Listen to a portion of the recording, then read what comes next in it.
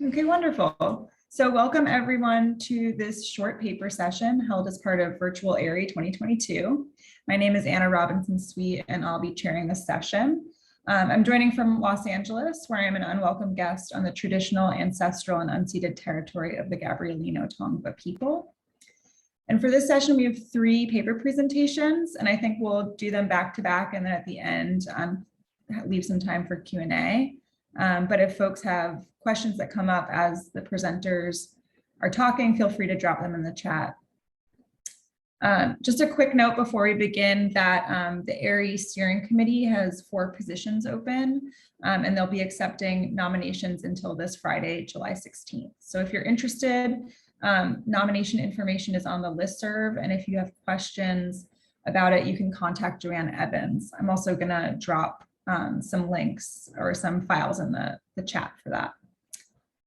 Great, so our first presenter will be Sarah Hanahem from McGill University with a paper titled "The Impact of Donor-Archivist Relationships on the Foundation of the McGill Archives." I'll turn it over to you, Sarah.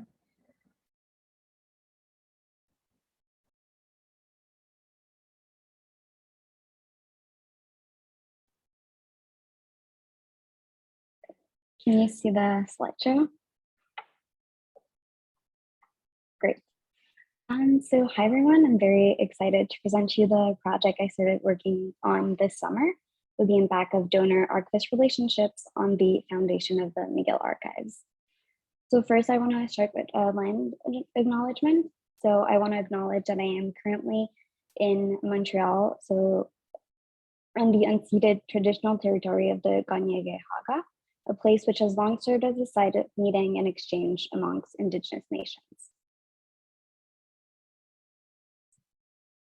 So today I'll talk about how this project came to be, as well as the McGill University Archives, and I'll go over the literature review that I completed this summer, and finally I'll show 2 examples of accessions that show what the donor-archivist relationship look like. So first I started getting intrigued by the relationship between archivists and donors while working on a project for the McGill University Archives. So in the 1980s, the archive's photographs were taken out of their phone and collections to create a photo collection, removing a lot of the custodial history and provenance information attached to the photographs. One of the current archivists wanted the photographs to have more context, so I dug in the early accession files in order to find provenance information. While looking at the accessions linked to the photographs, I was surprised to see a glimpse of personal or professional relationships in correspondence and notes, and was wondering how this could affect the acquisition process and the foundation of an archives. I decided to revisit those accessions in a research project. I'm hoping to complete a content analysis of the early accession files of the McGill University Archives. Given that many correspondence with donors and notes were kept, I believe that they can inform the relationships between donors and archivists and give more information on donor types. The project will focus on the tenure of the first archivist at McGill University.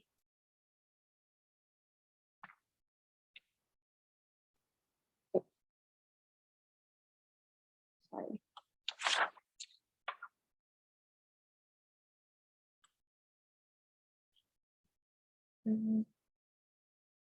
Okay.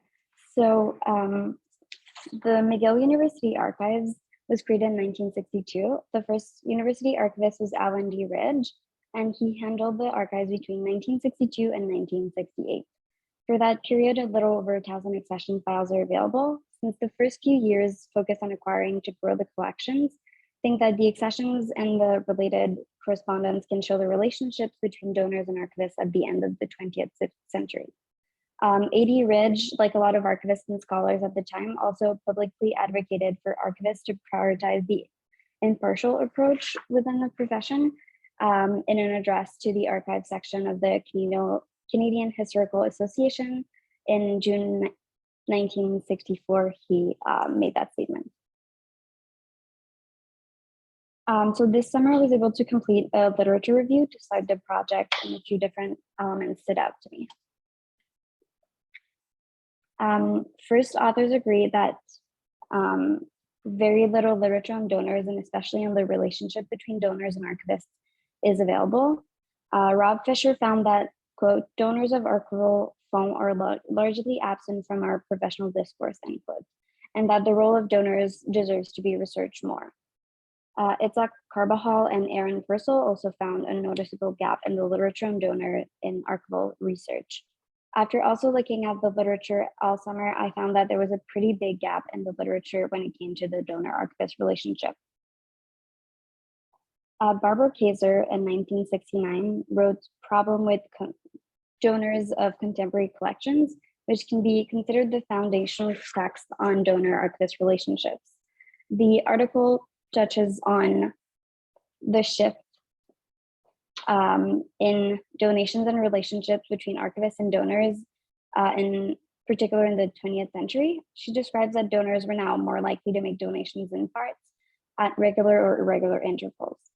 Donations can therefore be spread out over multiple years. This means that the relationship between donors and archivists is much longer than it used to be.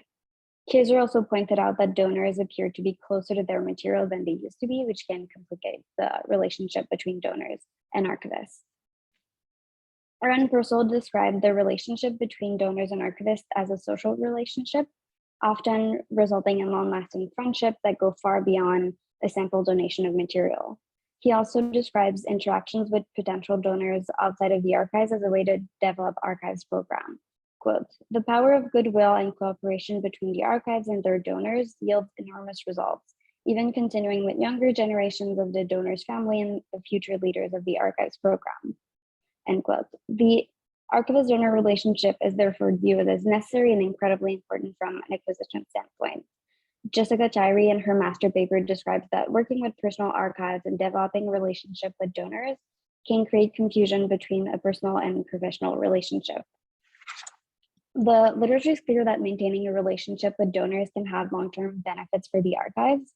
Purcell in his book included a section on what can lead archivists to donors or a donor to an archivist. It includes professional network, personal relationships, and much more. He also goes over the importance of initial contacts with donors, even if they're not always resulting in donations right away. It's important for Purcell to cultivate relationships with potential donors. Many examples of donors leading archivists to other donors can be found in the literature as well. Linda Long explained that a donor she was already working with invited her to gatherings and helped her reach out to women to talk about collecting their materials for the collection of lesbians in Oregon. While maintaining professional relationships with donors is crucial for archivists, I think that having a pre-established or developing a friendship with donors can be delicate. Linda Long and Megan Garbett-Sanger both explained that the archivist needs to be careful not to give preferential treatment to the donor or friend. Apart from being unethical and unfair to other donors, it can also easily taint the collections. The information available on the surviving record and the acquisition can also be inconsistent. This is something that I noticed when working with the accession. Sometimes 12 pages of correspondence would be available, and other times we wouldn't even have a list of the items that were donated. Carmen Rushiansky found that archivists are, quote, frequently frustrated by the lack of information about an acquisition conducted in the past, end quote. This has led her to record her discussions with donors and include in the accession file a copy of those transcripts. Power imbalances between donors and archivists can often be observed. Rodney Carter said that the notion that archives are neutral places with no vested interest has been undermined by current philosophical and theoretical handling of the concept of the quote unquote archive.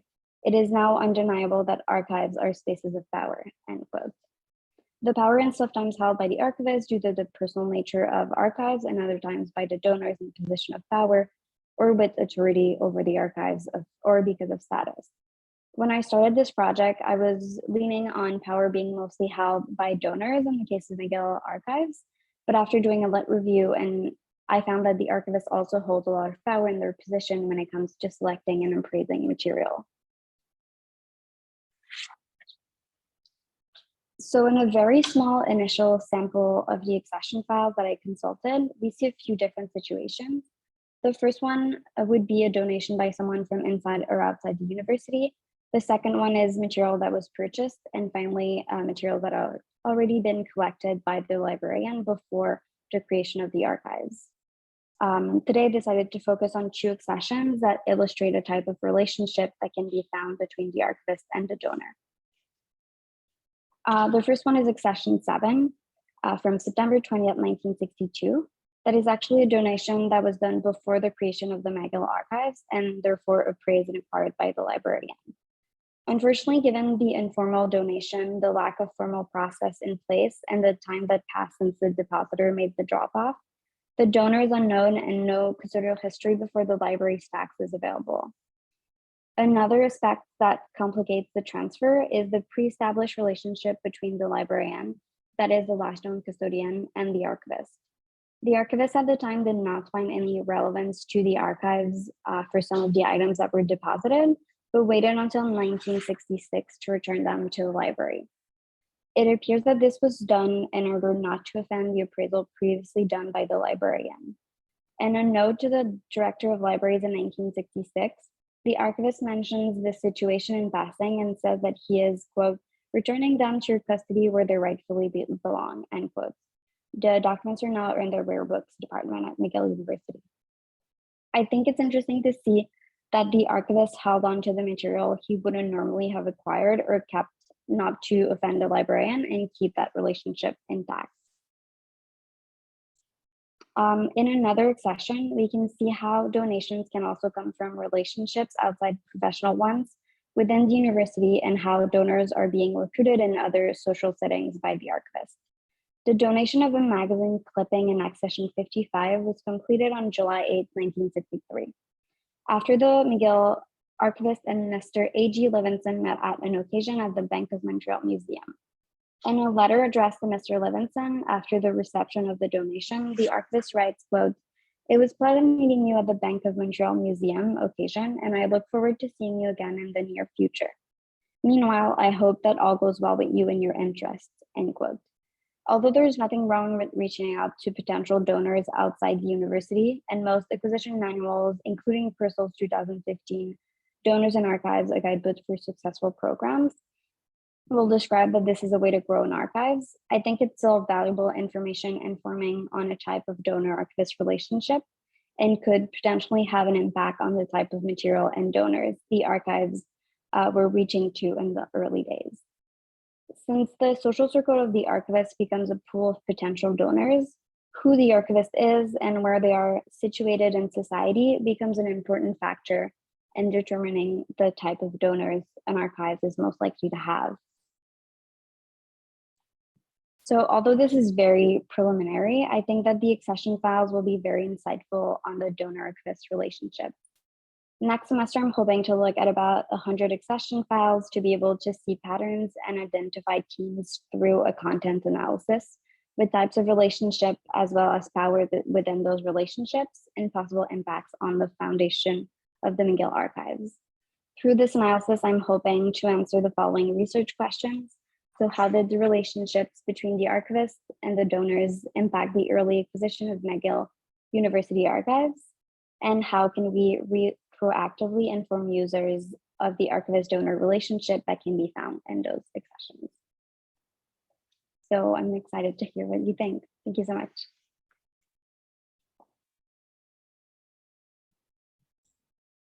Thank you so much, Sarah. That was really interesting. I'm excited to talk more about it, hopefully in the Q&A. So next up, we have Berlin Loa and Katherine Schlesinger, both from the University of Arizona. Their paper is titled MLIS Education on Trauma-Informed Archival Preliminary Research Findings. I might have missed a word there. Sorry about that. I think you got it. Okay, all right, great. let me share my screen here and get us started.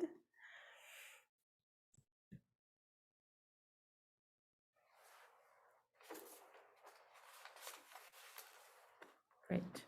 How's that look? That's good. Katherine, you're on mute.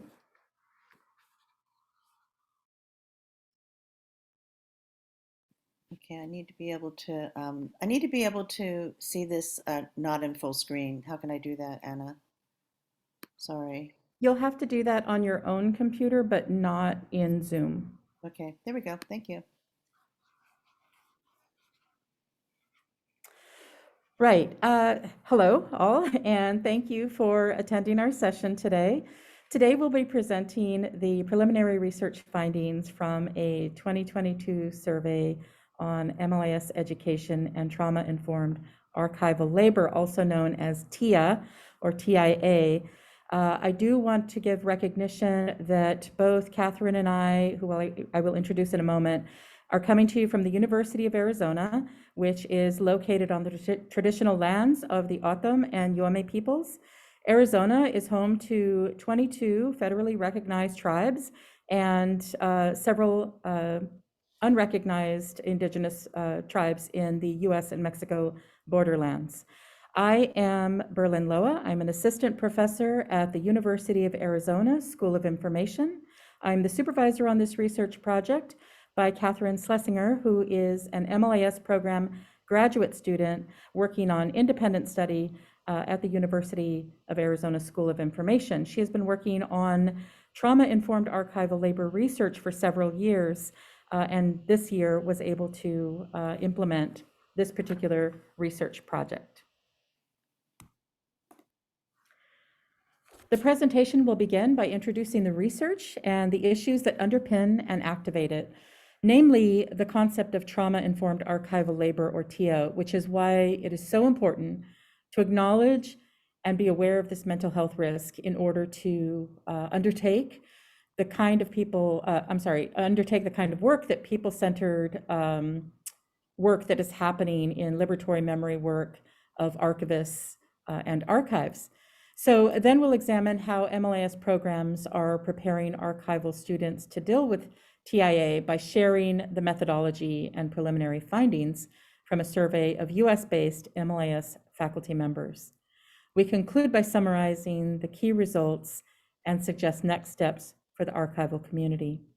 And a list of mental health and TIA resources will be provided at the end of the presentation and will also be shared in a link later in the presentation. We're going to start with the definition to help build our foundation. According to the American Psychiatric Association, trauma is defined as, quote, an emotional response to certain situations which contain actual or threatened death, serious injury, or sexual violence, end quote. Or, quote, repeated or extreme exposure to aversive details of a traumatic event as part of one's professional responsibilities, end quote. It is this later part of this definition that concerns us in our practice when we talk about archival trauma and its impacts on archivists. Note that in several countries, this kind of trauma is referred to as secondary or vicarious trauma. But for the purposes of this study and discussion, we use the term trauma. Trauma is a serious mental health risk that impacts both the body and the mind. Symptoms include dissociation, numbness, persistent intense sadness, and perhaps feeling overwhelmed or exhausted, both physically and emotionally.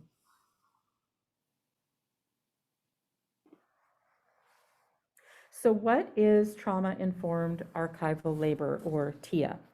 TIA is when the archivist experiences a traumatic response to repeated exposures to traumatic or aversive traumatic archival materials. So aligning with what the APA defines as one of the definitions of trauma, or when working with survivors or families of victims of traumatic events.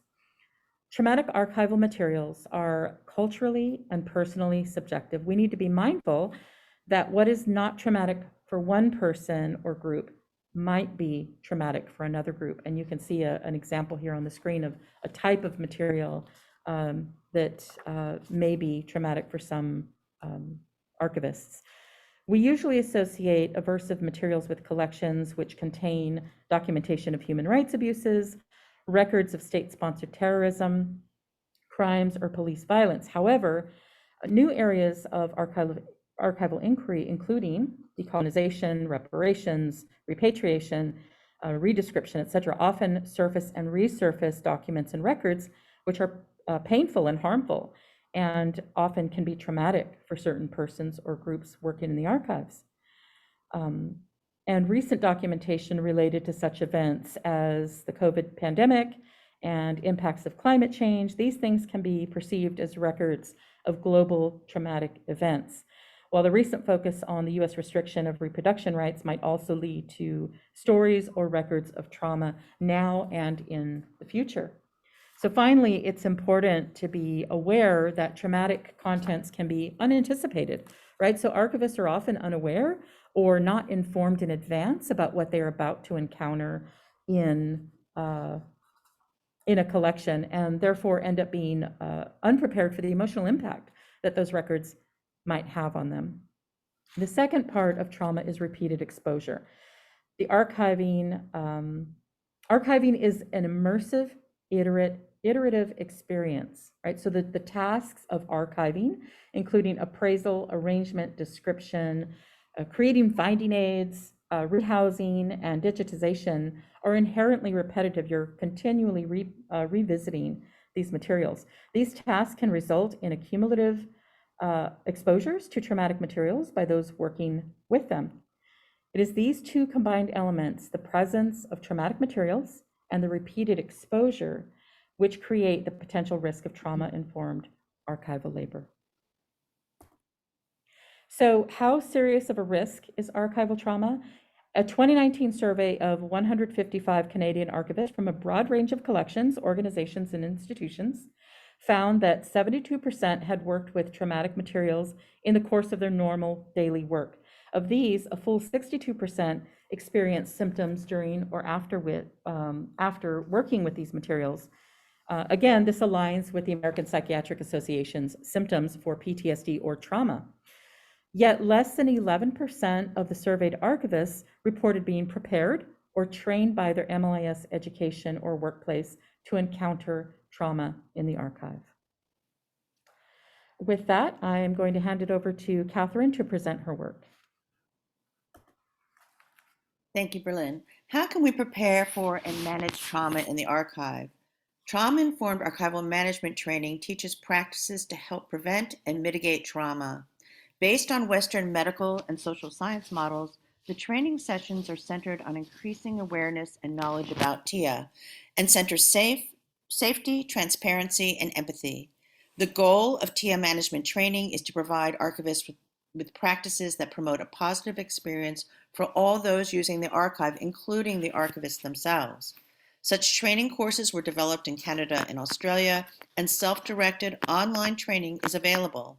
However, in-person and web-based trainings are infrequent and often fill up quickly. The gap between the high incidence and potential serious mental health risk of TIA and the apparent lack of educational training on the topic informs this research study. This research builds on earlier work done by archivists and archival scholars. Trauma-informed archival labor is a relatively recent area of archival inquiry, and as such, the literature review revealed few academic writings on the topic. Earlier archival literature on affect and trauma, while important and relevant, focuses on the impact of traumatic events on the subjects documented or their survivors. However, since 2019, there's been an increase in both research and published papers specifically about TIA. More recently, discourse on trauma related to archiving COVID, communities, and recent traumatic events have appeared in blogs and social media. However, to date, there is no specific research on TIA and U.S. archivist and MLIS education. This research project seeks to understand U.S.-based MLIS education on trauma-informed archival labor and asks three main questions. 1, how knowledgeable are U.S. MLIS educators about TIA? 2, are there current MLIS educational initiatives about TIA? And if so, what are their nature? And 3, and most importantly, what are faculty attitudes about incorporating it into MLIS curricula? To gather answers to these questions, an online survey was distributed to faculty at 43 US-based ALA accredited MLIS programs during March and April of 2022.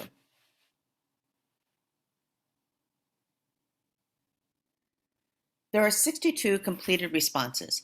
This is a relatively small sample, and while the results cannot be generalized to all MLIS faculty, they might be transferable. Here is what was learned. In answer to the first question about how knowledgeable are MLIS educators about TIA, the study found that 37%, or over 1/3, responded that they had little or no knowledge. Several commented that this survey was the first time they had heard of the topic. Another 37% had some knowledge. This is encouraging, as this is an emerging area of interest with new terminology and concepts. 14% had good or high knowledge, which would be expected of a small group that are engaged with the topic. Less encouraging was the 81% that had little or no knowledge of TIA management training, which is the training that we need, as you saw, to help us manage trauma in the archive. 45 respondents include some type of educational initiative in their curriculum. These included discussions, readings, blogs, or social media. One flaw of the research is the inability to drill down on the precise materials discussed or read in the classroom. As we saw in the literature review, until very recently, most articles published on the archival trauma focus on the subjects of trauma described in the records and not the impact on archivists working on such records. It is concerning but not surprising that none of the respondents included any TIA management training, given the low level of knowledge on the topic and the relevant dearth of training programs.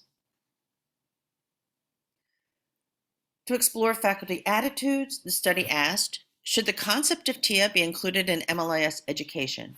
A full 64% agreed or strongly agreed with this concept. Of this group, several respondents expressed that the topic might be better taught as a workshop or another professional development forum rather than a required course or course unit.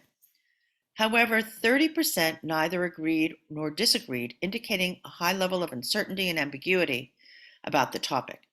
Uncertainty centered around how faculty would be trained and qualified to teach the topic. Of the 7% that opposed the concept, concerns were expressed ranging from the need for archivists to, quote, just be adults, unquote, to concerns about the overuse or misuse of the term trauma. 51% supported MLIS TIA training. Again, there were concerns about MLIS faculty being qualified to teach it. To dig deeper, the study asked what obstacles faculty perceive to incorporating TIA into MLIS curricula. The highest factors reported can be grouped into what we called tools. 1, the lack of training offered to faculty to effectively teach the topic. 2, the lack of awareness about the topic by faculty and staff. And 3, the lack of materials and literature available. Another highly scoring obstacle is that there are already too many topics to teach in MLIS curricula. It's a crowded space. As an aspirational profession, MLIS programs keep adding more content, but not more credit hours. In summary, the study found a low to moderate knowledge about trauma-informed archival labor among MLIS faculty and a very low knowledge about training and practices to ameliorate its impact on archivists and those using the archives. There were limited but existing educational initiatives. Most thought the topic important for MLIS students to learn, but obstacles included faculty awareness, knowledge, training, and materials, as well as an already overburdened curricula. What are some of the next steps the archival community might take?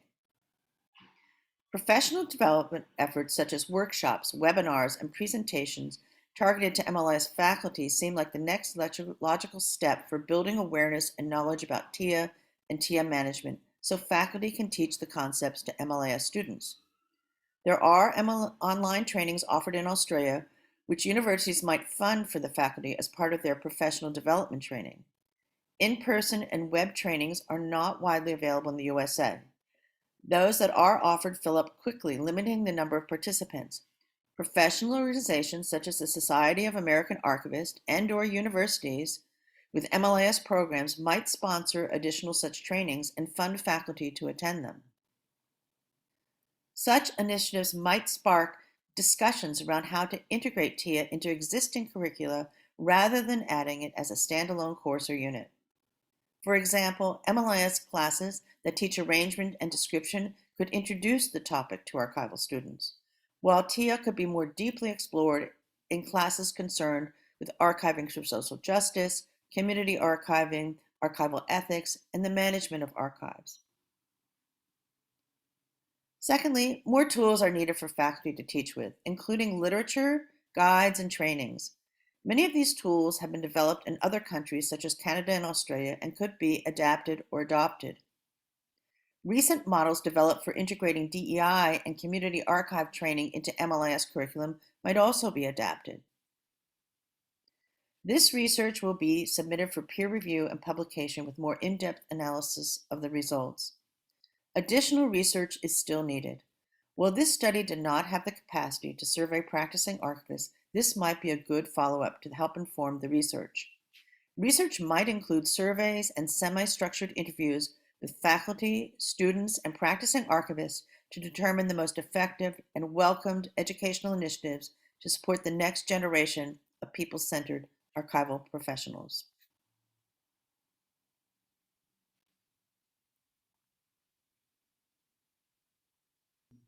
Thank you, Katherine. Some of the questions we anticipate that may be good for follow-up are posted here on the screen. So we're interested in knowing if you think TIA education is needed as part of MLIS programs, steps that folks think might be best, next steps that might be best, who and where should offer faculty training, and what are the best approaches for faculty to teach TIA to and with MLIS students. So these are just some suggested questions, but we really look forward to hearing back from the audience and from our colleagues on any further questions that come to mind.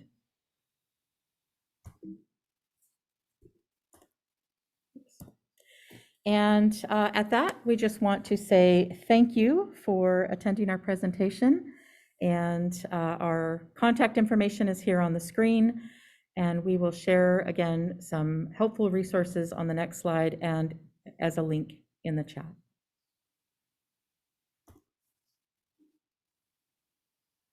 Thank you very much.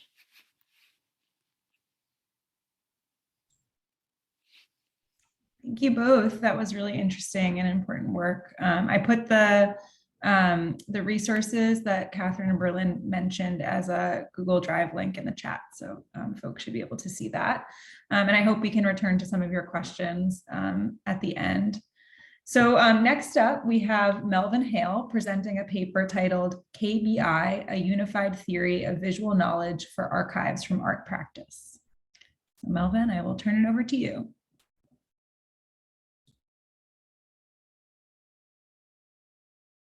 Let me unmute here first. Okay, thank you very much, Anna.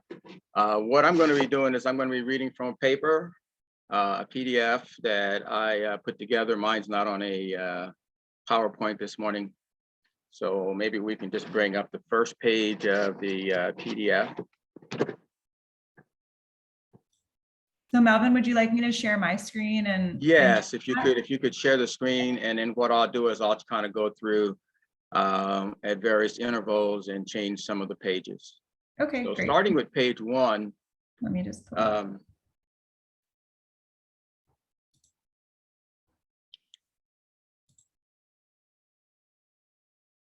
okay. Do you see that? Yes, I can see that very well. That's exactly what I want to see. When I arrived, actually my title of my presentation is Seeing and Knowing with a Three-Track Mind, 𝐏𝐫𝐬, a unified theory of visual knowledge from archives from art practice. Maybe you can scroll it up just a little bit, get the rest of my head in there.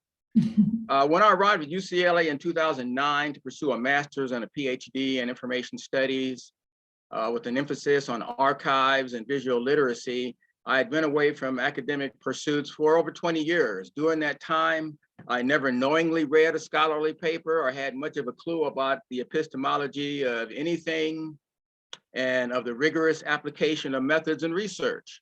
I couldn't provide you with a coherent definition of what constituted a theory. Then all of a sudden, I'm being asked to write a theory paper and a methods paper for written qualifying exams.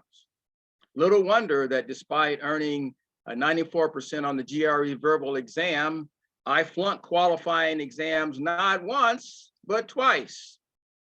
Imagine everyone's amazement when I passed the third time with flying colors. In fact, the readers wrote of my papers that both papers were excellent. They are creative, persuasive, and full of ideas. What it changed? What it changed was that I demanded in a nice way that the department provide all exam takers with a tutorial, which mapped out exactly what was expected for both papers and exactly what was needed to do to prepare. I was stymied because I just couldn't visualize the process. I needed to be able to see it. I need to see it on the board and diagram it and put it down on paper and look at it. After I could see it, I had no problems at all producing it. The doctoral students who took part in those original tutorial sessions sooner or later all passed the written qualifying examination. I can't scroll this, can I, Anna? I don't know if you can scroll that just a little bit. My research into visual cognition began as an artist, creating color compositions from black and white photos. I discovered that a simple but unchangeable formula was required to achieve the highest levels of realism. In order to do justice to a black and white photo, I had to determine what colors were actual, which were plausible, and those that had no real supporting evidence. So I had 3 categories for all the colors in every picture that I ever did. But I had accidentally stumbled upon a theory which proposes that 3 primary states of mind make sense of visual experience. And those are know, believe, and imagine. Very compact, but very powerful. I had a name for my method before I went to UCLA, and it was called VMA, or the Visual Method of Abstraction. There was never a need for a 4th variable. Under the direction of John Richardson Jr., my advisor, I explored the possibility that the irreducible construct of VMA, now expressed more descriptively as KBI, know, believe, imagine, could be established as the primary states of mind involved in visual knowledge production. In the real world, such a theory had to operate not in the snow lane or the snail's pace of colorizing, but sped up to the speed of light, where people make split-second decisions based on limited visual cues in the environment every single day, called heuristic decisions. To arrive at the conclusion that KBI did indeed meet that requirement, research from the field of cognitive psychology confirmed that fast and frugal heuristic decisions are not fraught with errors as previously believed, but that they are needed for rapid decisions, and they can be as accurate or even more so than decisions based on time-consuming computations. A strong body of research in the fast and frugal tradition shows that in certain contexts, we make complex decisions based on a single cue, and that this simple strategy, known as take the best, is as good or even outperforms computation-intensive decision-making. If we could go to the 3rd page now of my PDF, there's a graphic there that I wanted to show. So I came up with and described KBI as a visual paradigm. Anna, do we have any control over where this PDF is showing? Yeah, are you seeing the diagram? No, I'm only seeing the beginning, which says Oh, seeing shoot. and knowing. Okay, hang on. I'm going to stop share and reshare. Okay.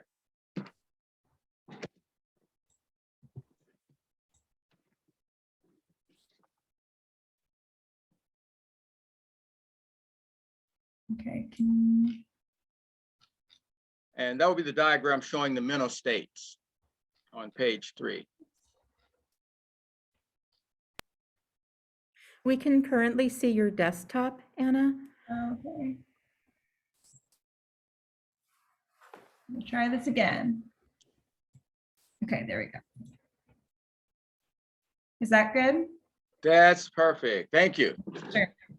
The visual paradigm is situated in these cognitive processes which operate virtually at the speed of light, and they consist of instantaneous judgments. It is those instantaneous judgments that lead to agency.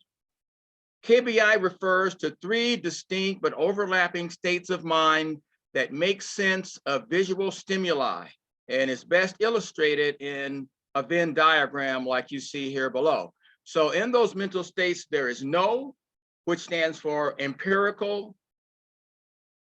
demonstrable knowledge. Then there is believe, which is heuristic beliefs. And finally, there is imagine, which are aesthetic, what I call aesthetic contemplations. I've come to call this the three-track mind. If the mind makes sense of visual imagery as a ternary construct, then maybe it's time to consider codifying data related to artifactual material in a similar ternary fashion. At the very least, it's time to stop relegating visual experiences to binary expressions. Visual information is consumed and digested into varying levels of conviction. A person could say any of the following of a virtual experience. Thank you, Anna. A person could say, what I saw was X as a fact. A person could say, I believe what I saw was X, but they believe it, but they're not sure. Or they could say, I'm not sure what I saw, but it could have been X. In one aspect of my doctoral research, I constructed a simple chart to express what I saw in a particular real photo postcard, RPPC, and described how facts, beliefs, and imagination can be mapped into the 𝐏𝐫𝐬 construct, which boosts critical thinking. Okay, so this is the postcard image which I was working with in a black and white format. Okay, so you see a swimming pool, a lady with her feet in the pool, a man talking to her. To her right, you can see another person. And in the background, if you could see in more detail, there are other people in this photograph. So right below the photograph, I used a table to depict how I would map all this information into 𝐏𝐵I. There's a swimming pool. So if I'm going to colorize this, I know the water is blue. There's several people. There's a pool ladder, which is chrome. There are trees. So as you look at all three categories of know, believe, and imagine, you can see that in the know side, these are things that are fairly obvious. As for the believe column, this is where heuristics takes over. I believe that those were fruit trees. I believe that they were orange, lemons, and or limes. I believe that the plants around the pool were either green or red. I had various beliefs on the outdoor umbrellas in different colors. The swimsuit in the picture appears to be a medium color, and so forth. So the building in the background I viewed as being white, etc. And instead of under the no column, people are socializing, I've written under the imagine column, a solo person.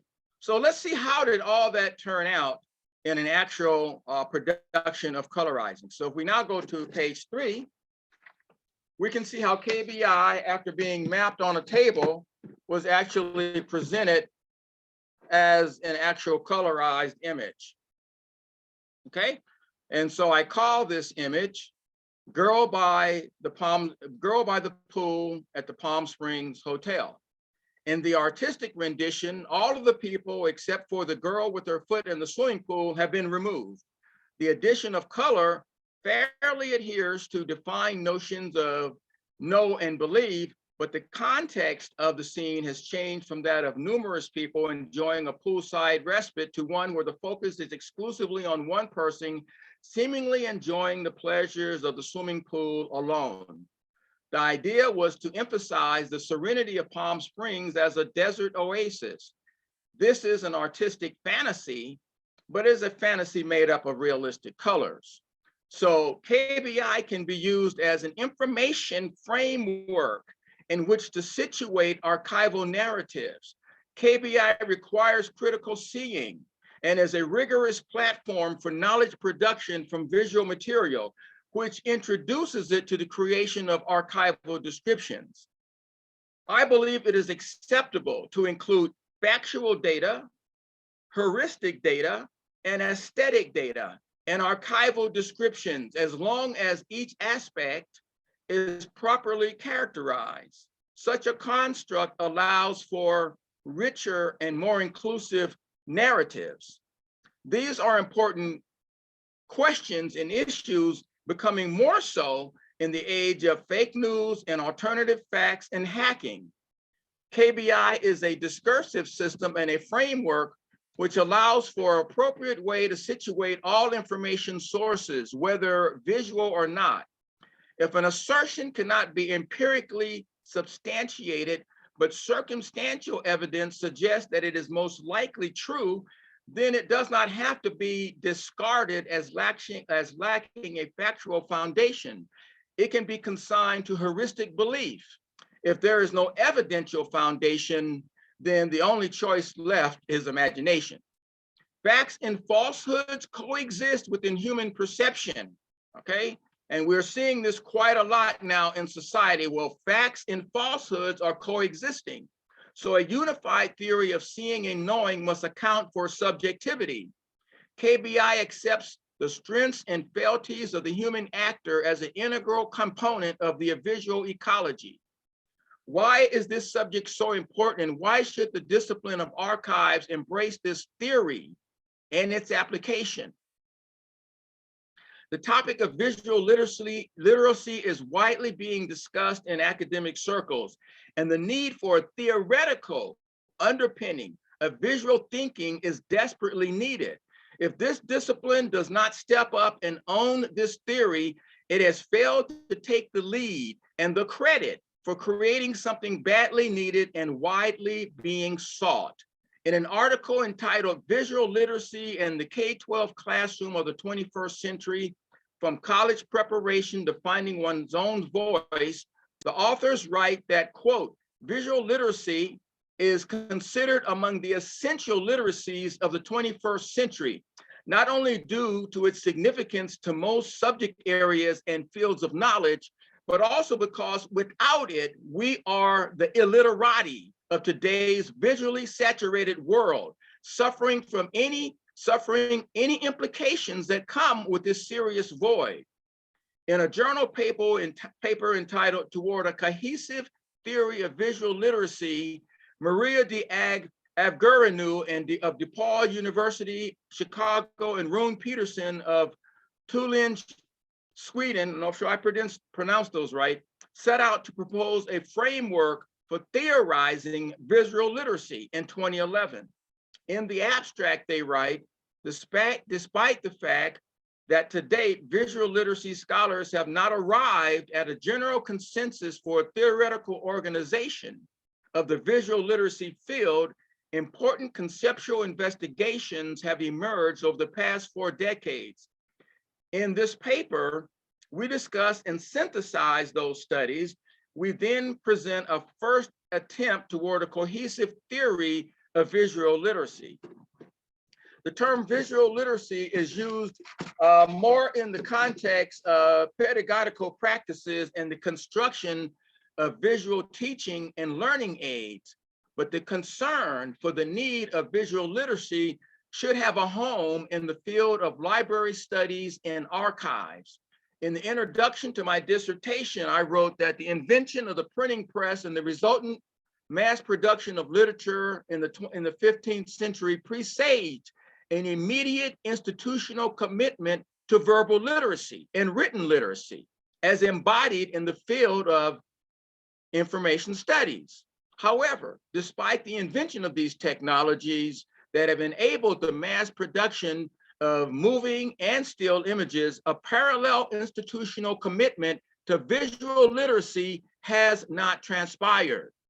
The importance of KBI to the archival community is underscored by the fact that it was vetted and approved by someone with impeccable credentials in the archival community. That person is Dr. Ann Gilliland, who was a member of my doctoral committee and who suggested that archives be included in the title of my dissertation. And as many of us know, the organization, which is AERI, was founded by Dr. Gilliland. The time has come for archives to accept the mantle of owning this theory of visual knowledge. I do not view this as my theory. It was my method for creating art, but it was not until I commenced doctoral studies that I was shown that this method can be viewed as a model for visual thinking. Extensive research in other domains grounded the theory. 𝐏𝐚𝐻𝐿 and Peterson ultimately proposed a theoretical model for visual literacy in 2020. The proposed theory of visual literacy is grounded on 5 areas of study. These 5 areas serve as the main pillars for their theory. The areas are visual communication, visual language, visual learning, visual perception, and visual thinking. And so their theory of visual literacy is graphically depicted in the manner shown below. Similar to a Venn diagram, but using circles inside of a circle instead. So number 1, visual communication. Again, visual language. Number 3, visual learning. Number 4, visual perception. And number 5, visual thinking. And you will notice that in their diagram, I haven't changed anything. Number 5 is circled and it's white. In describing this model, the authors write that visual thinking is always in the middle. But the authors do not describe the characteristics of visual thinking other than to describe it as a pictorial superiority effect. Memory for pictures is superior to memory for words. Memory for a picture word combination is superior to memory for words alone and for pictures alone, end quote. Although visual thinking resides at the heart of their model, it lacks a solid theoretical foundation. What I'm saying here today is that KBI is that theoretical component that describes the behavior of visual thinking. I am taking this opportunity to spur conversation and discussion around how a theory of visual thinking, which is KBI, can be brought into the canon of knowledge in the field of archives and library science. That is the purpose of my paper today. I think we need to bring KBI further into the dialogue, because a theoretical foundation for visual thinking is something that the academic world is looking for and the world in general is looking for. And that theory is know, believe, and imagine. That's how we consume and process visual information. Thank you very much. Just so everyone is aware, I recently created 2 books on my experience in the doctoral program, in the archives program, and as an artist, and they're called Beyond Colorizing. I don't know if you can see this. I refer to them in the paper, and then there's the other book as well. So I'm very much interested in seeing more discussion on KBI, and I'm happy to present this paper on KBI. Thank you. Thank you so much, Melvin. That was really interesting. I'm sorry about the scrolling. I didn't realize that folks weren't. No, we did very well. I didn't do a PowerPoint on this because I actually want the paper to be what is disseminated. Yeah, great. Well, thank you so much. I think we have time for one question or response if folks want to either unmute and just speak or drop it in the chat. I'm also happy to read it off.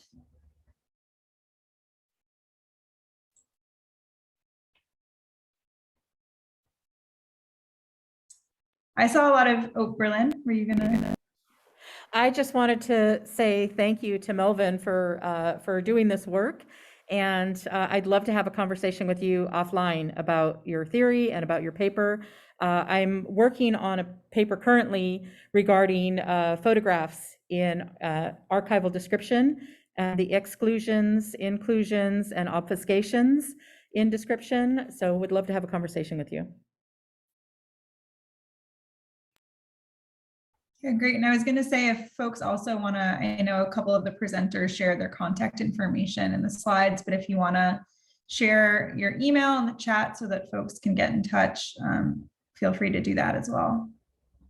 Okay, thank you. I'd love to share and discuss this, all these things.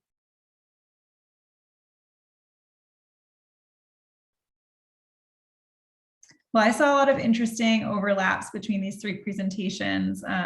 You know, Melvin, Katherine, and Berlin bringing in these like different theories or ways of knowing and ways of teaching into archives in really interesting ways. So that was a really interesting parallel. And then I think between Sarah and Katherine and Berlin, you know, there's trauma and donor relations. There's a lot there as well. So interested to kind of see those connections throughout your presentations. So I think if there's no questions or comments, since we're almost at time, we'll conclude this session. And I want to thank you all for coming and participating. And I hope everyone has a wonderful rest of the AERI week. All right, thank you. Thank you, Anna. Thank you. Take care, everyone. Yeah.